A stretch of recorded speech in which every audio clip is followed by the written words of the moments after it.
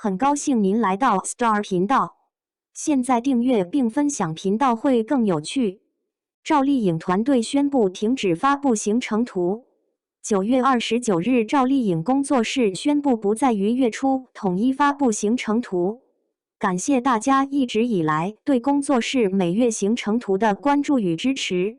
为进一步优化内容安排，从10月起，小事将不再于月初统一发布行程图，可公开的行程会提前通过对接号同步更新。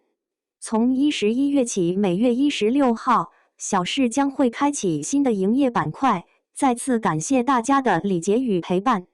赵丽颖团队官宣停发行程图，这事儿其实早有预兆。翻翻他这个月的行程安排就能发现端倪，行程图发布时间越来越滞后，内容也越来越简略，明眼人都能看出这是过渡期的信号。工作室这次正式宣布停止更新，导向是给关心他的粉丝们递了颗定心丸。赵丽颖早就不想被这些琐碎事物牵着鼻子走了。要说内娱女演员里谁最拼，10年前的赵丽颖绝对排得上号。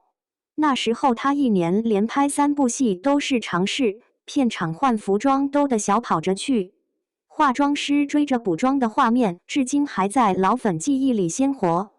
记得2015年那会儿，她同时扛着《花千骨》和《蜀山战记》2部大女主戏，白天在横店拍仙侠打戏，晚上飞横店录综艺，硬是把日程表塞得满满当当。现在回头看看，这种工作强度放到现在的内娱环境里，估计年轻演员们听了都要摇头。不过这些年明显能感觉到他的节奏变了。去年1年就交出1部《风吹半夏》，今年到现在也没听说有新剧开拍的消息。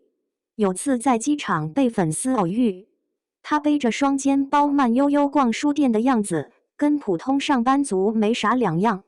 这种转变其实挺耐人寻味的。当年那个为了挤进剧组不惜扮丑跑龙套的姑娘，如今站在金字塔尖，反而更懂得给自己松绑了。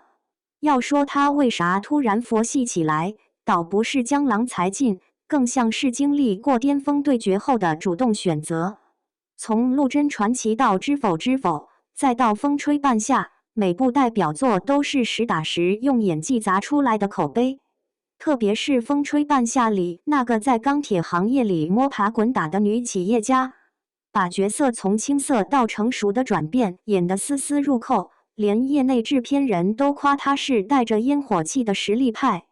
这种靠作品说话的底气，让她不用再靠高密度曝光维持热度。但话说回来，赵丽颖这10年攒下的家底确实够厚实。据统计，她主演的作品累计播放量早就突破1000亿大关，微博粉丝量稳居女演员前3甲，商业价值评估常年位列头部阵营。这样的成绩单放在整个内娱都算得上亮眼，难怪有人说她是花里的常青树。不过树长得再高也得扎根，她现在选择放慢脚步，或许是在为下一个10年积蓄能量。最近几年圈里不少顶流都经历过转型阵痛期，有人强行压戏，结果口碑翻车；有人盲目跨界，导致观众流失。相比之下，赵丽颖的节奏把控显得尤为老练。她没有急着去接烂大街的 IP 剧，也没有跟风搞什么直播带货，而是踏踏实实挑剧本。去年合作的《风吹半夏》导演傅东育就说过，能感觉到他对角色的每个细节都在较劲。这种沉得住气的劲头，在浮躁的娱乐圈里确实难得。其实仔细想想，内娱女演员到了她这个年纪，面临的抉择比想象中复杂得多。继续当劳模怕身体吃不消，彻底退圈又不甘心，转型导演或者制片又需要从头学起。赵丽颖现在这种半隐退状态，既保持着必要的曝光度，又有足够空间调整状态，倒像是给同行们打了个样。就像她在采访里说过的，演员这行当，拼的不是谁跑得快，而是谁能走得远。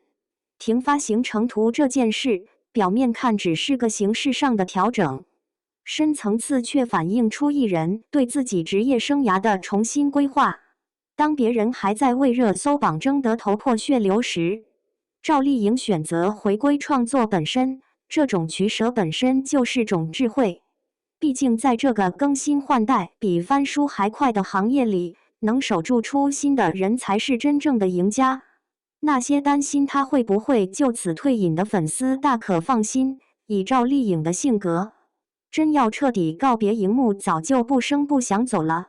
现在这样张弛有度的节奏，反倒让人更期待他下一部作品会带来怎样的惊喜。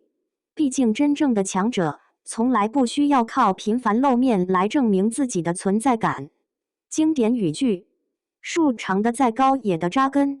他现在选择放慢脚步，或许是在为下一个10年积蓄能量。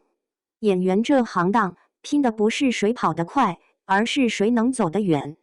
当别人还在为热搜榜争得头破血流时，赵丽颖选择回归创作本身，这种取舍本身就是种智慧。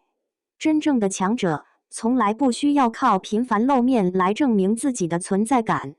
停发行成图这件事，表面看只是个形式上的调整，深层次却反映出艺人对自己职业生涯的重新规划。